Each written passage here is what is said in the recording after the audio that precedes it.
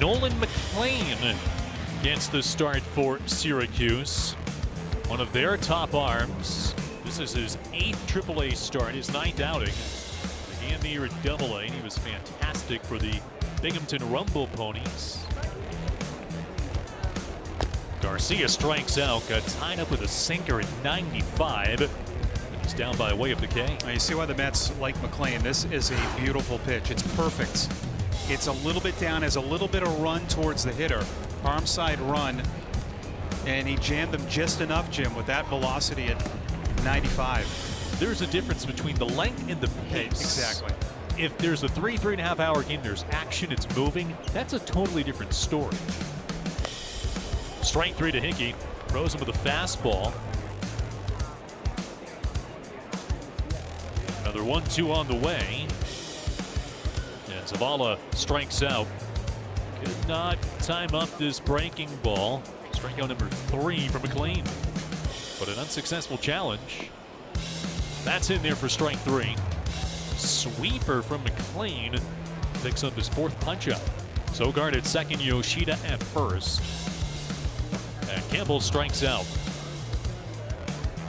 2 down. Now you can see what the book is on Campbell according to the Mets.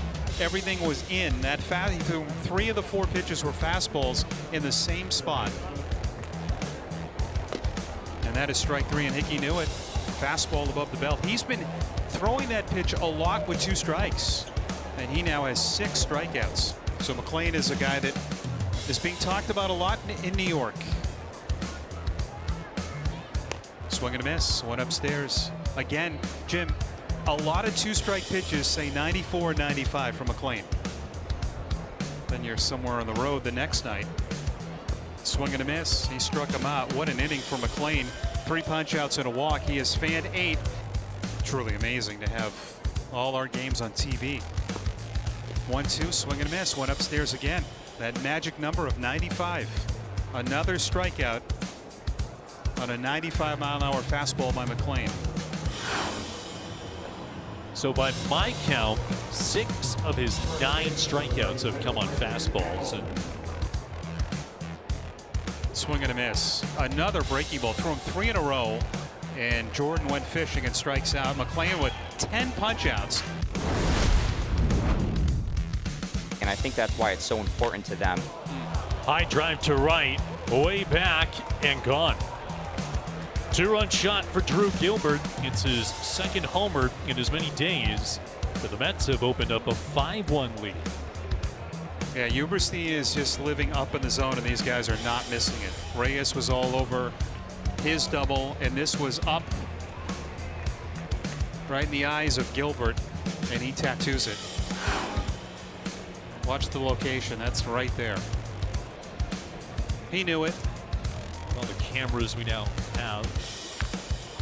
Hit hard to right, back towards the wall, and this one is gone. Wow.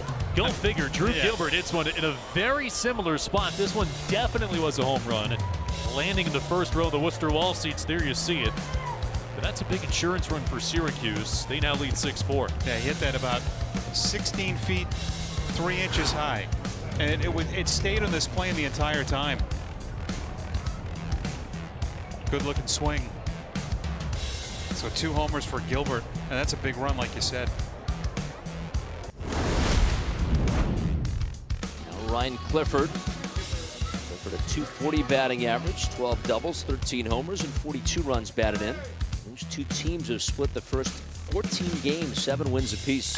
It's a high drive hit deep towards right. Here's Guerrero back to the track, looking up, and it's out of here. It's the very top of the signage above the home run porch and right, and it's a 3-run shot by Ryan Clifford. That's his 14th homer of the season, and the Ponies take a 3-0 lead here in the opening frame. Not only did it hit the top of the signage, it left the ballpark. One of the few homers you see leaving Dunkin Park, and Ryan Clifford, with that big number 3 on his back, has just hit a 3-run homer. That was well struck, and you could hear the ooh and the ah from the crowd once it left the ballpark. And Clifford pauses to admire it. You would too if you hit one like that.